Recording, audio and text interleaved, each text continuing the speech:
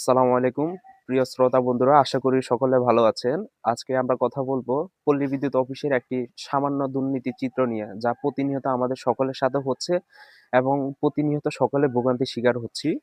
আপনারা দেখতে পাচ্ছেন আমার হাতে একটি পল্লী বিদ্যুৎ অফিসের বিলপত্র, যেখানে আমাদের থেকে আপনার ১ মাসে ২৫ ইউনিট বেশি নেওয়া হয়েছে।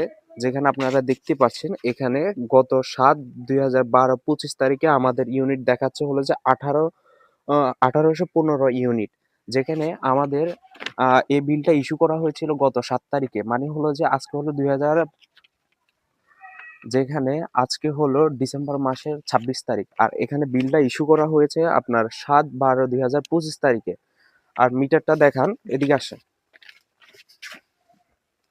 আপনারা আমার মিটারটা দেখতে পারেন এখানে। কারণে এখন আমার হলো যে মোট আহ, আপনার ১৮১০ ইউনিট ইউজ করা হয়েছে দেখেন। আর এখানে লেখা হয়েছে আপনার ১৮১৫ ইউনিট।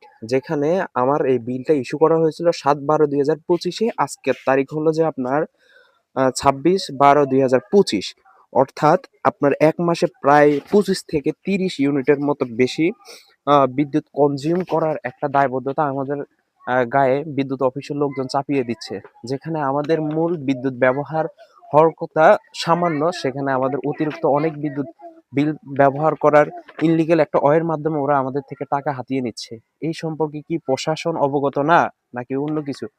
দর্শক বিন্দুরা, আপনারাও এই বিষয়ে আপনাদের বিদ্যুৎ বিলের সাথে আপনাদের মিটার যাচাই করে দেখবেন যে বিদ্যুৎ অফিস থেকে প্রায় আপনাদের থেকে এভাবে করে অনেক টাকা হাতিয়ে নিচ্ছে।